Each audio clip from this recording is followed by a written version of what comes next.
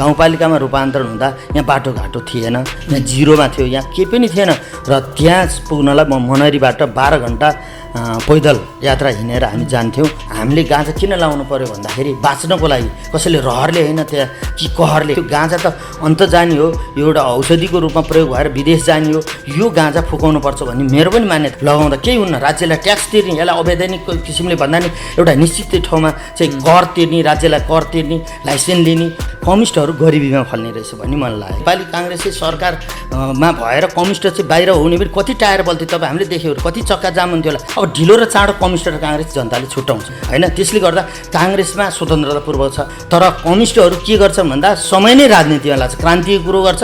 गोलभेडा बोट पनि हरियो रोप्न जान्दैन, लाउँदैन र अर्कालाई लाइरहेको मान्छेलाई हिँड क्रान्तिमा फलाउन भनेर बोकेर हिँडिदिन्छ। सङ्घीयता पहिला सुरुमा आएको जस्तो गरियो, तर अहिले सङ्घीयता भनेको अलिकति हस्तक्षेप भयो, माथि नै फर्काउने अवस्था आयो। यदि 2/3 अहिले प्रदेश सरकार र सङ्घीय सरकारको 2/3 नहुने भयो भने यहाँ युद्ध चल्छ। सिस्टम बनाइदिएको भए अटोमेटिक देशले गति लिन्छ, कसैले केही भन्नु पर्यो। अहिले सिस्टम खपातेर फालिदिएछ, सिस्टम छैन। आदेश र हिजोको दिनमा मिलिजुली सरकार भन्दा नि तलतिरको पञ्चायत भनसुनमा चल्ने, खोल्तीबाट बजेट चल्ने, यो भएपछि सङ्घीयता टिक्नलाई धेरै गाह्रो भयो। मेरो महसुसमा सङ्घीयताको अफसोस भनेको जनताको घर दैलोमा शासन हुनुपर्छ। अब कृषि र पशु गाउँमा बस्छ, गाउँमा चाहिँ एउटा पनि कृषि र पशुको न प्रवृत्ति जान्छ न प्राविधिक जान्छ। एक सुको सङ्घीय सरकारबाट एउटा मास हाम्रो गाउँपालिका नाम आएको भए हामी लेखेर दिन्छौँ। समन्वय समितिलाई यदि मन परेन भनेदेखि विभिन्न बहाना बनाएर खाल्टो बढीलाई भनेर रोक्न आदेश जाने। त्यसै अङ्कुशित किन लाउने? एउटा गाउँपालिकाको अध्यक्षले कहीँ चाहिँ सामान्य कुरा त्रुटि भयो भने 753वटै गाउँपालिकालाई पत्र तुरुन्तै आइपुग्छ, बन्दै लाउँछ। राज्यको मूल्याङ्कनमा अट्नु पर्ने थियो, अब अटेन। यो मूल्याङ्कन मैले गर्ने होइन, अरूले गर्ने हो, गर्दैन। यसमा मेरो चाहिँ अब भन्नु केही छैन। यताले मलाई मूल्याङ्कन गरोस् नगरोस्, मेरो जनताले मूल्याङ्कन गर्छ। यो काङ्ग्रेस 4 तारा चिन्छौँ, व्यक्तिवादी यो र त्यो भन्न आयो भनेदेखि हामी त्यसलाई चिनिँदैन।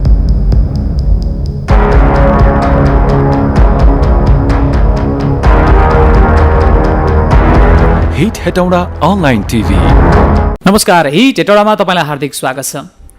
दर्शकबिन, आज यहाँहरूमा हामी मकवानपुरको एउटा विगत गाउँपालिका, जुन राज्यले सूचीकृत गरेको विगत गाउँपालिका मध्येको दुर्गम गाउँपालिका मध्येको ख वर्गमा सूचीकृत गरिएको गाउँपालिका राक्सिराङ गाउँपालिकाका अध्यक्ष हुनुहुन्छ राजकुमार मल्ल।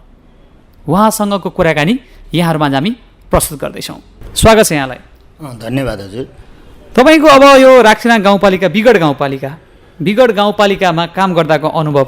हाम्रो यस मकवानपुर जिल्लाको राक्सिराङ गाउँपालिका चाहिँ दुर्गम गाउँपालिकाभित्र जुन राज्यको सूचीकृतमा परेको छ र यो चेपाङको बाहुल्यता, चेपाङ र तमाङको बाहुल्यता रहेको गाउँपालिका पर्छ र अधिकांश चाहिँ यो चाहिँ दुर्गममा पनि अति विकट 3 महिना 6 महिना खान पुग्ने, बाँकी दिन ज्याला मजदुरी गरेर खानुपर्ने, अशिक्षाले ग्रस्त, भोकमरीले व्याप्त रहेको गाउँपालिकाभित्र पर्छ। यो मकवानपुरको कर्णाली भनेर चाहिँ नामाकरण गरिन्छ र यो राज्यबाट चाहिँ अहिले संरक्षित क्षेत्र, संविधानले तोकेको संरक्षित क्षेत्र घोषणा हुनुपर्छ भन्ने हाम्रो मान्यता साथ चाहिँ हामीले माग राखेका पनि थियौँ।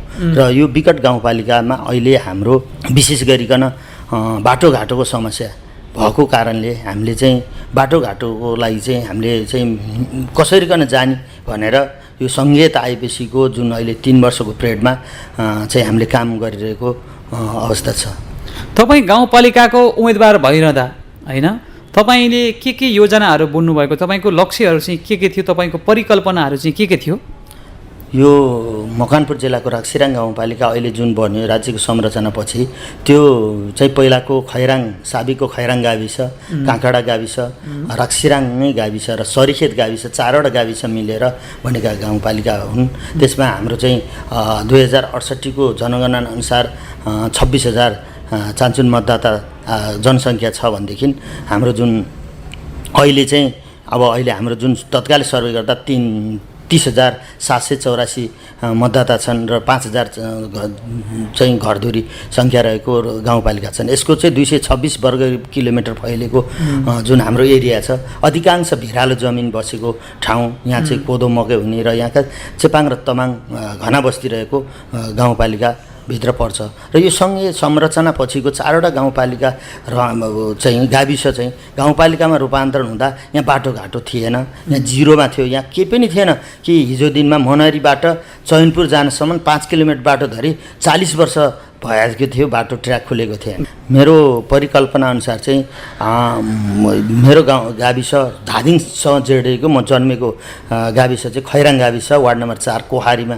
मेरो चाहिँ आफ्नो घर हो, जुन धादिङ जिल्लासँग रोराङ गाउँपालिका अहिले पर्छ र साबीको चाहिँ ताल्ती गाविससँग चाहिँ जोडिएको मेरो गाविस थियो र त्यहाँ पुग्नलाई म मनहरीबाट 12 घन्टा पैदल यात्रा हिँडेर हामी जान्थ्यौँ। चप्पलको भरमा र कट्टुको भरमा हिँड्नुपर्ने अवस्था थियो र त्यो अवस्थामा चाहिँ हामीले यो सङ्घीय संरचनाको गाउँपालिका अध्यक्ष जुन निर्वाचित जनताले जुन गरियो, त्यसपछि मेरो परिकल्पना त्यहाँका अगुवा सम्पूर्ण साथीहरूसँग चाहिँ बसेर हामी पहिलो प्राथमिकता केमा काम के गर्ने भन्ने हाम्रो जुन लक्ष्य थियो, त्यो अनुसार हाम्रा सबैभन्दा ठुलो कुरो चाहिँ बाटो रहेछ। किनभने शिक्षा दिन हो, शिक्षा दिन पनि त्यो बाटो भएको भयो भने मात्रै राम्रा शिक्षकहरू पुग्ने, नत्र कारबाही भागीदार कारबाहीको परेका शिक्षकहरू राक्सिराङमा लगेर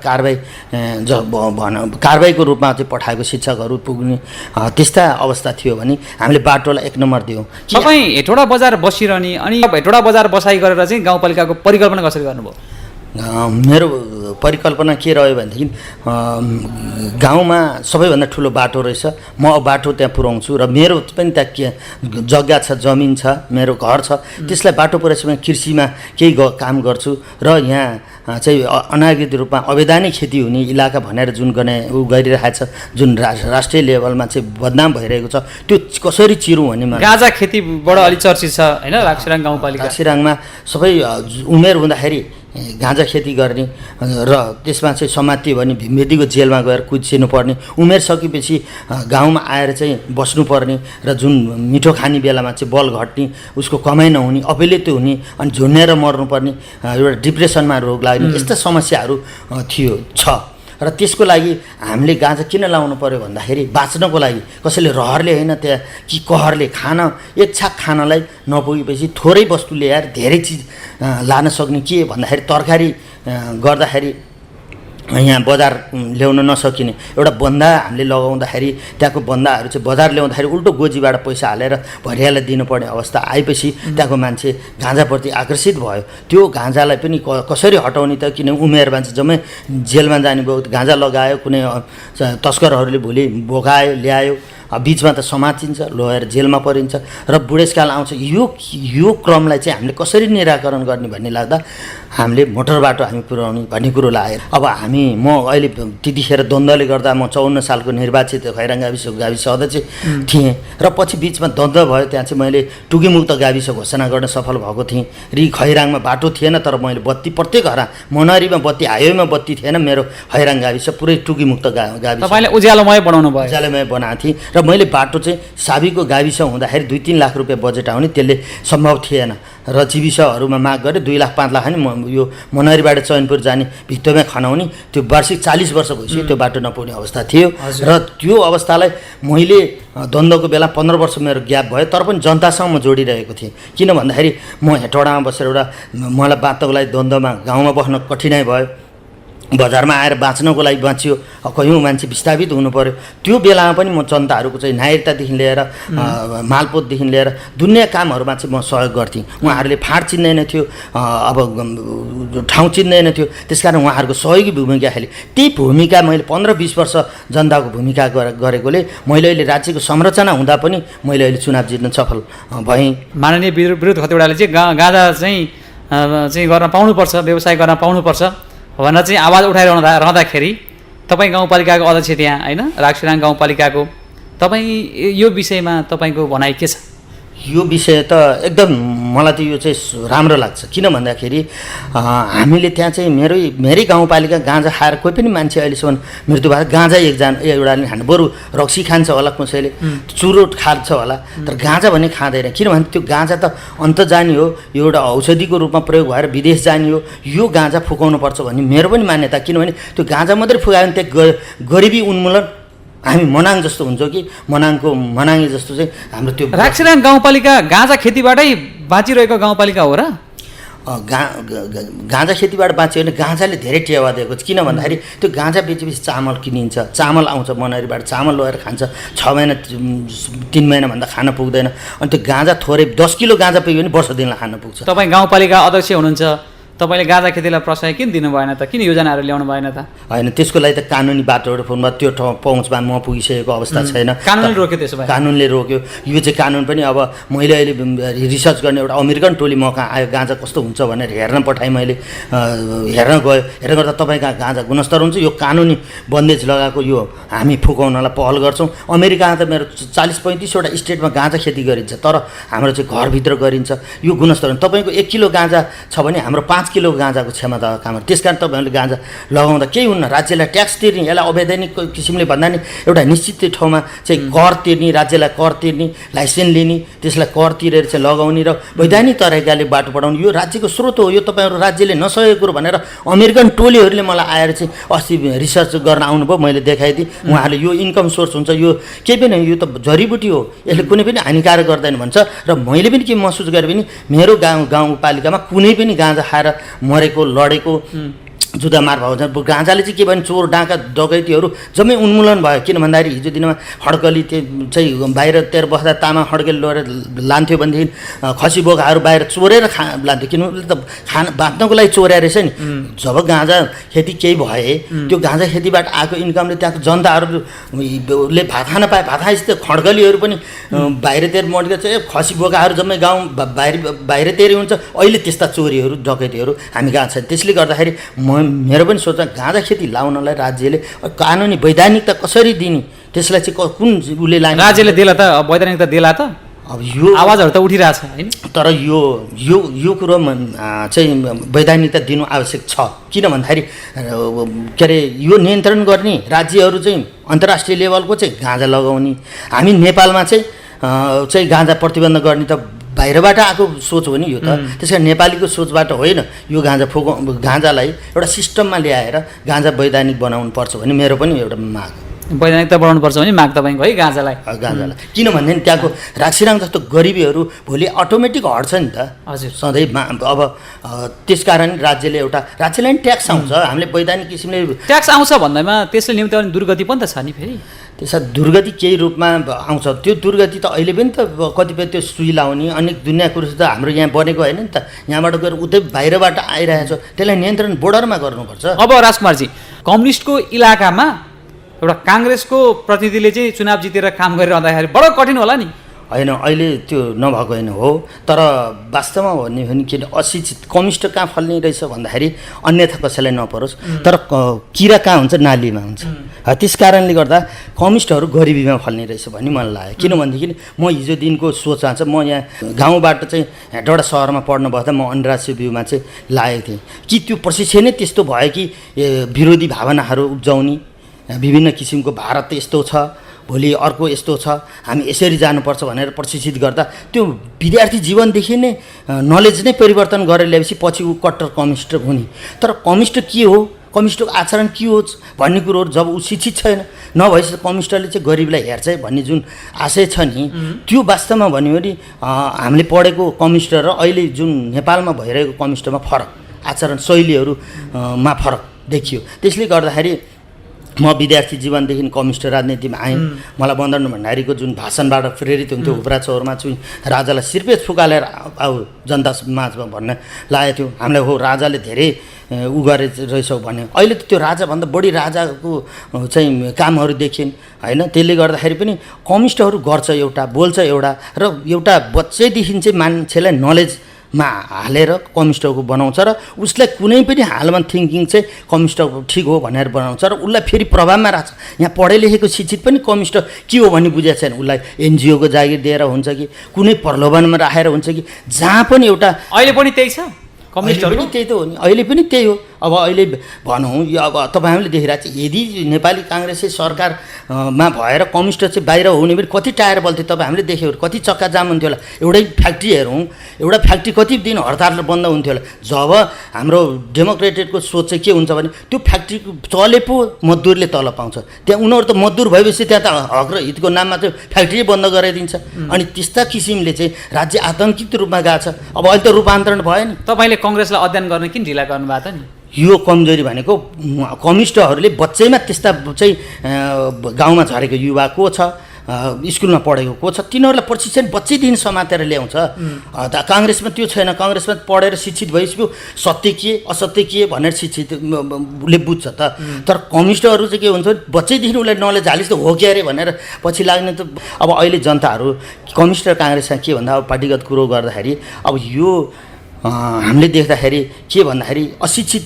भएको कारणले नेपाल अब विदेश गएर अर्का काम गरेर भने पनि शिक्षित बन्दैछ युवाहरू अब त्यसकारण केही दुई भने नि पढ्दैछन् मावि लेभलसम्म गाउँमा पढ्दैछन् अब ढिलो र चाँडो कम्युनिस्ट र काङ्ग्रेस जनताले छुट्याउँछ काङ्ग्रेसको सिद्धान्त के भन्दा काङ्ग्रेसका केही नेतृत्वहरू गलत होला नि आचरणहरू शैलीहरू गलत होला तर काङ्ग्रेसको सिद्धान्त कुन आचरणहरू चाहिँ गलत छ कुन चाहिँ सही छ भनिदिनुहोस् न काङ्ग्रेसको सिद्धान्त सर्वमान्य जुन अहिले हामीले चाहिँ हिँड्न पाउँछ खान पाउँछौँ बोल्न पाउँछौँ चाहिँ स्वतन्त्र भएर बाँच्छौँ त्यही कम्युनिस्टहरू भोलि यो यदि कम्युनिस्ट शासन आयो नि जुलुस गरेर उनीहरू नै आइपुग्छ किनभने कम्युनिस्ट भनेको के हो भन्ने कुरै बुझेको छैन उनीहरूले होइन त्यसले गर्दा काङ्ग्रेसमा स्वतन्त्रतापूर्वक छ तपाईँ काङ्ग्रेस हुँदैमा काङ्ग्रेस सही अब कम्युनिस्ट हुँदैमा कम्युनिस्ट सही भन्ने कुरा त होइन त्यो होइन काङ्ग्रेसको चाहिँ के उ भयो भन्दाखेरि काङ्ग्रेस व्यवसाय गर्नुपर्छ कुनै ठेक्का हुन्छ व्यवसाय गर्छ बाँचेको समय जनतालाई दिने हो तर कम्युनिस्टहरू के गर्छन् भन्दा समय नै राजनीतिमा लाग्छ क्रान्तिको कुरो गर्छ घरमा एउटा घुर्यानमा एउटा गोलभेडा बोट पनि हरियो रोप्न जान्दैन लाउँदैन र अर्कालाई लाइरहेको मान्छेलाई हिँड क्रान्तिको फलानलाई भनेर बोकेर हिँडिदिन्छ अनि भात मागेर खाने अरूको अनि आफू पनि नगर्ने अर्कालाई पनि गर्न एउटा विकास ल्यायो भने मैले ल्याएको विकास पनि कसैले ल्यायो भने विकास भन्ने राज्यको एउटा सिस्टम हुन्छ सिस्टममा सबैले तिरेको कर हुन्छ त्यो करले आएको कहाँ आवश्यकता छ त्यो एउटा सिस्टमले गर्ने फ्लो अप गर्ने अहिले नेपालमा भएको कुरो के छ नि केही बजेट आएर केही काम गऱ्यो भने मैले ल्याइदिएको बजेट मैले पहल गरेको मेरो हो ए भगवान् यसरी पनि अशिक्षित वर्गमा भनेपछि संहिताको महसुस भएन राजकुमारजी है संहिताको चाहिँ के छ भन्दाखेरि संहिता पहिला सुरुमा आएको जस्तो गरियो तर अहिले संहिता भनेको अलिकति हस्तक्षेप भयो माथि नै फर्काउने अवस्था आयो यदि 2/3 अहिले प्रदेश सरकार र सङ्घीय सरकार 2/3 नहुने भयो भने यहाँ युद्ध चल्थ्यो किन चल्थ्यो भन्दाखेरि यहाँ सिस्टमै अहिले त एक तानाशाही जस्तो एक दलीय चाहिँ बोल्न हुँदैन कोठा लगेर मिलाइहाल्छ हाम्रो बेइज्जत हुन्छ भन्छ तपाईँको भनाइमा संहिता चाहिँ सिंहदरबार फर्केको हो मजाले किन फर्क्यो भन्दाखेरि पहिला सुरुमा शिक्षा स्वास्थ्य मौलिक हकमा आएपछि शिक्षा र स्वास्थ्य गाउँमा अधिकार दिन्छ 2028 सालको ऐन संविधान त चेन्ज भयो त्यो अनुसारको ऐन बन्नु पऱ्यो नि 28 सालको ऐन अहिले पनि लागू गरिरहने अनि त्यसपछि त्यो एउटा विद्यालयको 10 जना मास्टर छ के अरे 30 जना विद्यार्थी छ 5 जना मास्टर छ 20 जना मास्टर के अरे विद्यार्थी छ कुनै विद्यालयमा 200 जना विद्यार्थी छ 3 जना मास्टर छ त्यही गाउँपालिकाले त्यही सार्दिउँ र त्यो विद्यार्थी भएको ठाउँ मास्टर पठाइदिउँ भन्दा कानुनले दिँदैन भनेदेखि अहिलेसम्म त्यो मिलाउन सकेको छैन 2-3 वर्ष भइसक्यो भनेपछि यो सिस्टम बदल्नु पर्ने थियो पहिला राज्यमा के हुनु पर्थ्यो भने सङ्घीयता आएपछि चुनाव भयो 2/3 भयो 2/3 के को लागि 2/3 भनेपछि कानुन तुरुन्तै जनताको आवश्यक छैन कानुन चेन्ज पहिला सिस्टम बनाइदिएको भए अटोमेटिक देशले गति लिन्छ कसैलाई केसैले केही भन्नु पर्यो अहिले सिस्टम खपातेर फालिदिएछ सिस्टम छैन आदेश र हिजोको दिनमा मिलिजुली सरकार भन्दा नि तलतिरको पञ्चायत भनसुनमा चल्ने खोल्तीबाट बजेट चल्ने यो भएपछि सङ्घीयता टिक्नलाई धेरै गाह्रो भयो मेरो महसुसमा सङ्घीयताको अफसोस भनेको जनताको घर दैलोमा शासन हुनुपर्छ अहिले जनताको घर दैलोमा 2-4 लाख रुपियाँ पैसा त पुग्यो बाटो त हामीले खन्न 2-4 लाख रुपियाँ पुर्याउन सक्यो ठुल्ठुला पुलहरू ठुल्ठुला आयोजनाहरू अहिले सङ्घ र प्रदेशले हेर्नुपर्ने अवस्था छ त्यो कुरोमा उहाँहरू खालि कोटो गोजी र मन्त्री को छ त्यसको पहुँचको आधारमा विकास भएको छ पहुँचको आधारले विकास हुने हो भने आवश्यकता आधारले हुँदैन भने अनि यो आवश्यक भने अनि अर्को कुरो रह्यो कृषि र पशु बस्छ कहाँ कृषि र पशु गर्ने गाउँमा मेरो राक्सिराङ त 99% किसान छन् कुनै पनि सरकारी जागिर छैन 1-2वटा आर्मी पुलिस बाहेक त्यसले गर्दा कोदो र मकैको भरमा बाँचिरहेको गाउँपालिका हैन त्यो ठाउँमा भोलि प्रविधि र यान्त्रिकीकरण र प्रविधि भित्राउने र त्यसलाई कृषि र पशुको बाख्राको फर्म खोल्नेलाई प्राविधिकहरू पहिला सुरुमा कृषि र पशु केही कार्यक्रम आएको थियो, अहिले फेज आउट गरेपछि पैसै पठाइदिन्न, तलब पनि छैन के।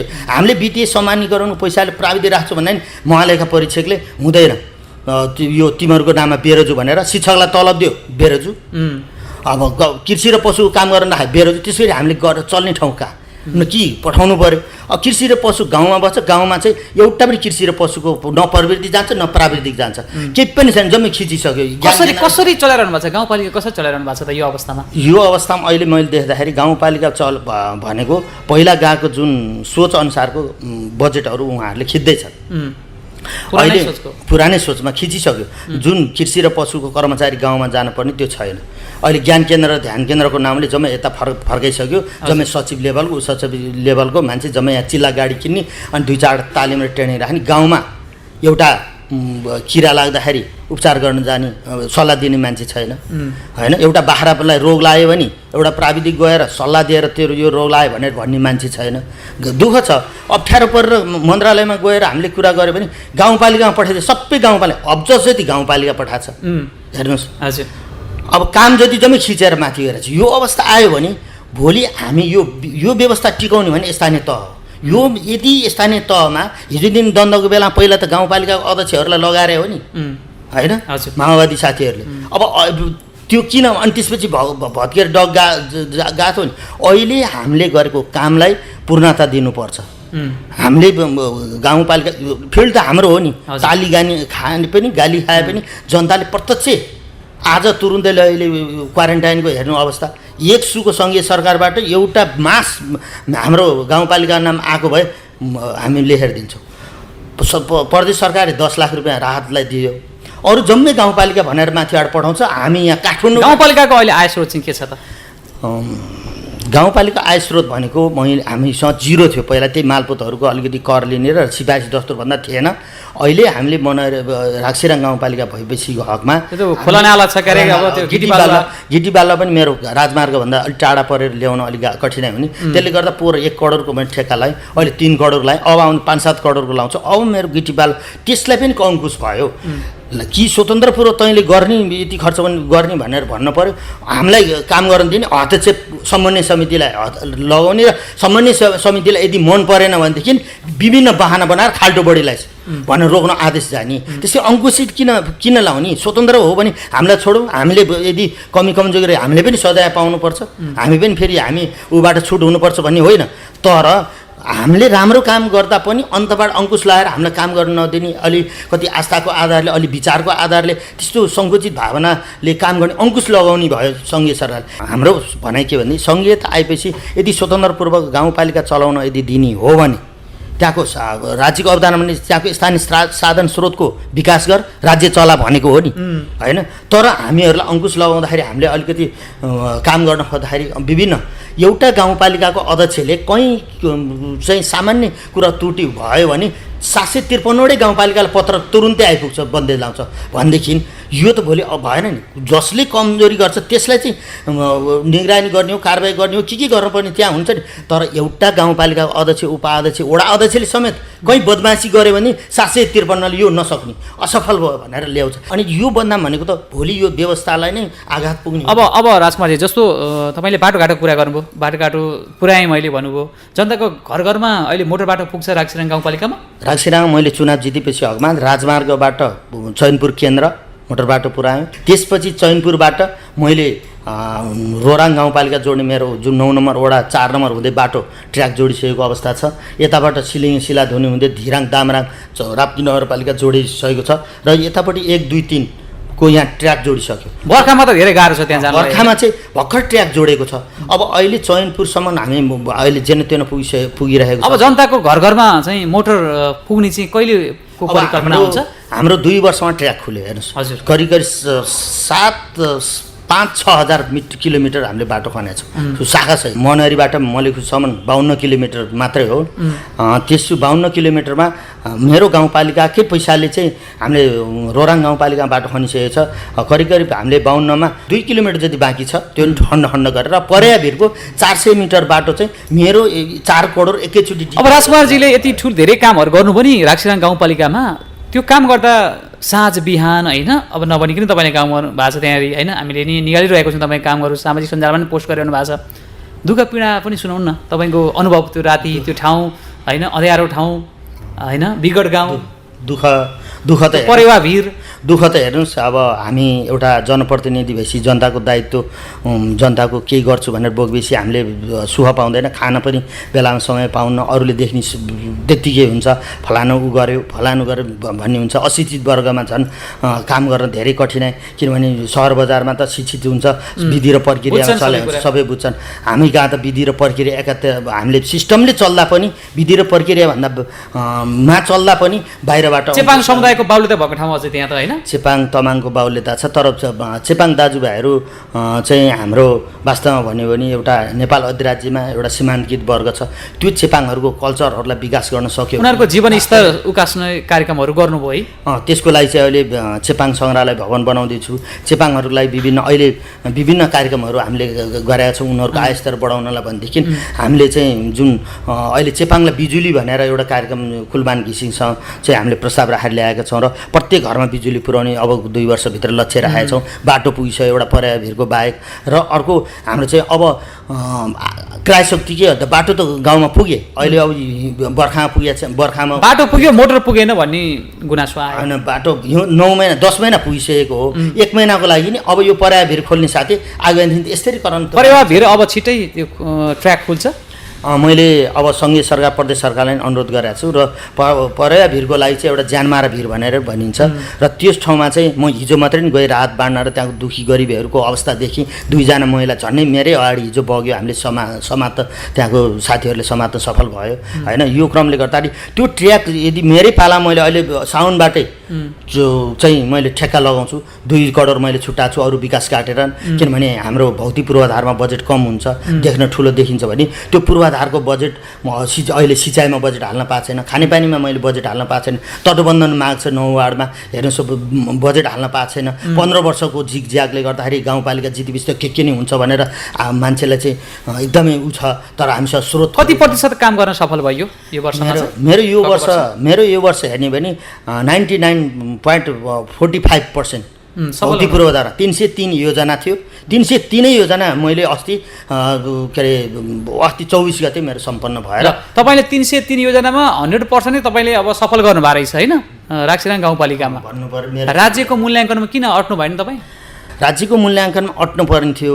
अब अटेन यो मूल्याङ्कन मैले गर्ने होइन अरूले गर्ने हो गर्दैन यसमा मेरो चाहिँ अब भन्नु केही छैन यताले मलाई मूल्याङ्कन गरोस् नगरोस् मेरो जनताले मूल्याङ्कन गर्छ म हिजो खैराङ थिएँ अब अहिले राक्सिराङ छु हजुर होइन मेरो मूल्याङ्कन त जनताले गर्ने हो नि यताबाट नगरे पनि मलाई केही गुनासो छैन किन छैन उहाँहरूले गरिदिनु भएन उहाँहरूको म राम्रो देख भएन होला होइन म आफ्नो भएन होला राम्रो भएन मलाई जनताले मूल्याङ्कन गर्छ मलाई एउटा गर्व छ के भन्दाखेरि जनताले जाँदा मलाई 84 वर्षदेखिको बुढो खाडादेखि बच्चासम्मले मलाई वाइ र मलाई बोलेरोमा चाहिँ मेरो चामल घर घरमा झऱ्यो भन्ने टटेलाको फुलको माला लगाउँछ मलाई गर्व लाग्छ राक्सिराङ गाउँपालिकाका जनताहरूले भोकै बस्नु परेको छैन है अहिले राक्सिराङ गाउँपालिकाले भोकै बस्नु परेको छैन धान उब्जनी पनि कम होला होइन अब सिँचाइको कमै हुने भयो होइन सिँचाइहरूको लागि हाम्रो खेतीयोगी जमिन कमी छ यसपालि हाम्रो एउटा प्लानिङ बनाउँदैछ पहिला मेरो मोटर बाटो त्यसपछि गाउँमा बिजुली अनि त्यसपछि गएर क्राय शक्ति आय शक्ति कसरी बढाउने भन्दा त्यहाँको मेरो टुरिज्मको ठाउँहरू छन् हिमाल देखिने ठाउँहरू छन् सुरुङ भग्नावशेषहरू छन् चेपाङको कल्चरहरू छन् त्यसलाई चाहिँ विकास गर्न सक्यो भने त्यसपछि गएर मेरो जलविद्युत खोल्ने ठाउँहरू छन् मेरो जङ्गलै मेरो 65% जङ्गल ओटेका छन् होइन जमिन छ मेरो पानी स्रोत छ त्यसलाई उपयोग कसरी गर्ने भन्दा कुन ठाउँमा हुन्छ भने यसपालि मैले डिपिआरलाई प्लानिङलाई छुट्टाएको छु कि विज्ञ ल्याएर कुन वडामा के हुन्छ फलफुल खेती कहाँ हुन्छ धानको पकेट क्षेत्र कहाँ हुन्छ भन्ने कुरो हामीले भन्नुभन्दा नि प्राविधिकले नै हेरेर यो ठाउँ हुन्छ म त्यसलाई चाहिँ अब जिउ र चाउचाउ जुन गाउँमा छिर्यो मोटर बाटो पुगेपछि त्यसको क्षतिपूर्तिको लागि गाउँबाट किसानहरूलाई यता के पठाउने भन्ने चिन्तित छु अब क्रायशक्ति कसरी बढाउने जनताको भन्नेमा अबको मेरो कृषि र पशुमा लगानी अगाडि बढिरहेको अवस्था छ कोरोनाले फर्केका युवाहरूलाई मैले बेरोजगारी कसरी दिने भनेछ मसँग स्रोत पुँजी थोरै छ मसँग पुँजी र स्रोत भएको भए म राक्सिराङलाई मैले समुन्नत बनाउनु कुनै पछि तैपनि मैले आफूले सक्ने चाहिँ कामहरू चाहिँ यो आवामा मैले एउटा विज्ञद्वारा चाहिँ ल्याएर चाहिँ गत वर्ष तपाईँले 301वटा योजना सम्पन्न गरेँ भन्नुभयो होइन, जति लक्ष्य लिएको थियो सबै सफल गरेँ भन्नुभयो तपाईँले। अब यो वर्षको लागि चाहिँ तपाईँले अब गाउँ परिषद पनि सकिसकेको छ होइन, कति योजना बनाउनु भएको छ, के छ? मेरो गाउँसभा जुन कानुनले निर्देशित गरेको छ, मेरो पनि आफ्नो छ कि विगतमा पनि मेरो त्यही प्लानिङ थियो कि मेरो अब असारको 10 गते बजेट पेस भयो, मेरो 16 गते गाउँसभाले बजेट पास गर्यो होइन, बजेट पास गर्यो। त्यसपछि मेरो असारको 26 गतिको बैठकले साउन 1 गतेदेखि चैतको मसान्तसम्म, अब आउने 78 सालको चैतको मसान्तसम्म कार्ययोजना पास गर्यो कार्यपालिकाले। कुन बेला उपभोक्ता समिति गर्ने, कति योजना ठेक्कामा दिने, कुन योजना के गर्ने भनेर कुन प्रक्रिया छ सबै हामीले काम पास गरेर हामी 1 वर्ष योजना तयार गरिसक्यौँ। र आगामी मेरो चैत मसान्त भन्दा त मेरो चेकको चल्दैन, चैत मसान्तसम्म यो धुले विकास हिले विकास छोडेर म धुले विकासमा लाग्ने मेरो एउटा सिस्टम, गाउँपालिका पनि सिस्टम बनाऊ भन्ने मेरो सोच छ कि त्यसको लागि यसपालि कोरोना नआएको भए मेरो चैता सिद्धिया। अहिले त्यही भएर मेरो त यो असारमा त सामान्य लकडाउनको कारणले मेरो विकास निर्माण रोकिएको, अहिले 303 योजना मेरो सम्पन्न भयो। प्रदेश र सङ्घबाट पनि के योजनाहरू गएको, उहाँहरूको हामीलाई पठाएको योजना कि सम्पूर्णको असारमा सम्झौता भएको योजना बाहेक मेरो सम्पूर्ण उहाँहरूले पठाएको योजना नै सम्पन्न भयो। त्यस्ता नसक्ने योजनाहरू हामी कहाँ पठाउन, हामी गरेर देखाइदिन्छौँ। विधि र प्रक्रिया ठेक्का समयमा लाउँछौँ, ठेकदार वाच गर्छौँ समयमा। हामी कहाँमा दसैँ तिहार भन्दैनौँ, समय दसैँ तिहारको बिचमा सूचना राख्दैन नि ग्याप। अहिले साउनमा मेरो प्रशासकीय भवन, सेपाङ सङ्ग्रहालय, त्यसपछि गएर ठुलो यो पर्याफेरि छड्ने बाटोको मैले अहिले डिपिआर गरिसकेको छु।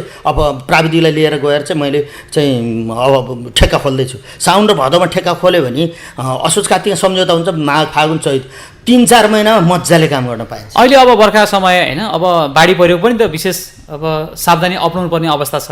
गाउँपालिकाले यो सावधानी अपनाउन के कस्तो कामहरू गरिरहेको छ? मेरो यो अहिले जुन विपदको लागि म भोलि नै यो भोलिन्टियर नियुक्ति गर्दैछु।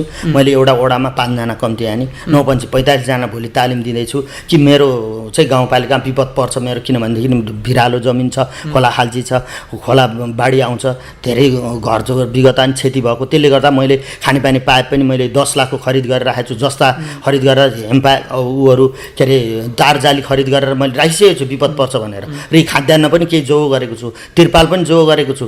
र मैले भोलिन्टियरलाई भोलि मैले तालिम दिन्छु, रेड क्रस साथीहरूलाई लगेर पनि र उहाँहरूलाई ट्रेनिङ दिएर तालिम दिएर उहाँहरूलाई एक जोड सबै ड्रेसहरू दिएर एक जोड चाहिने सामग्रीहरू आवश्यक दिएर भोलिबाट हामीले 9 वार्डमा एटेन्सन राख्छौँ। 1 वार्ड 1 हेलिप्याड पनि छ, हामी दुर्गम छ, अहिले गाडी जान सक्दैन किनभने बाटोमा पहिरो जान्छ। त्यसले हेलिप्याड चाहिँ 9 वटा हामीले खोलेर तयार बनाएर राखेको छौँ कि भोलि केही विपद पऱ्यो भने खाद्य सामग्री लिएर हामीसँग हेलिप्याड छ। अब राज्यले भोलि यदि जान चाह्यो भनेदेखि हामी त्यो हेलिप्याडबाट लिएर गएर 9 वाडामा हामीले सहयोग गर्न हामी तत्परको लागि स्वयंसेवक भोलिन्टियर पनि भोलि खटाउँदैछ र विपदको लागि हामी पूर्ण तयारीमा बसेका छौँ। काङ्ग्रेसको महाधिवेशन आउँदैछ नि, काङ्ग्रेसमा हिलो छ्यापाछ्याप छ नि? काङ्ग्रेसको हिला छ्यापाछ्याप मेरो गाउँपालिका अन्त्य हुन्छ, मेरो गाउँपालिकामा खासै अप्ठ्यारो पर्दैन। किन भन्दा केन्द्रीय राजनीतिदेखि जिल्ला राजनीतिको हिलो छ्यापाइलाई पनि गाउँमा त असर पर्ला तर किन भन्दा त्यो असरले म राक्सिराङलाई पर्न दिएन। किन भन्दा हामी काङ्ग्रेसका काङ्ग्रेस 4 तारा चिन्छौँ।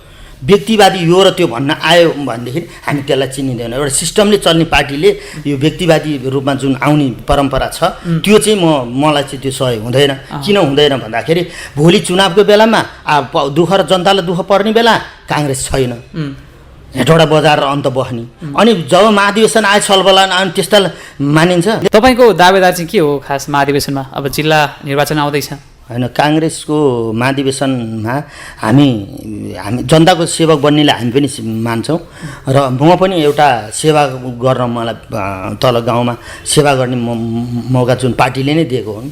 त्यस कारण म एउटा पोस्टमा चाहिँ मलाई अब मैले भन्नु नपर्ने कम्युनिस्ट इलाकामा विजेता भएको होइन गाउँपालिकाको अध्यक्षलाई त काङ्ग्रेसले मूल्याङ्कन गर्नै पर्ने हो। अब उहाँहरूले हेरौँ, तर मेरो चाहिँ महाधिवेशनमा चाहिँ महाधिवेशन प्रतिनिधि बनेर जाने चाहिँ मेरो सङ्घीय महाधिवेशन प्रतिनिधि बन्ने मेरो चाहिँ सोच छ होइन। उहाँहरूको सिद्धान्त कहिले पनि काङ्ग्रेस फलेर हुन्न, लेखेर राख्नुहोस्। यो विश्व ब्रह्माण्डमा काङ्ग्रेस सिद्धान्त गयो भने राष्ट्रिय रहन्न।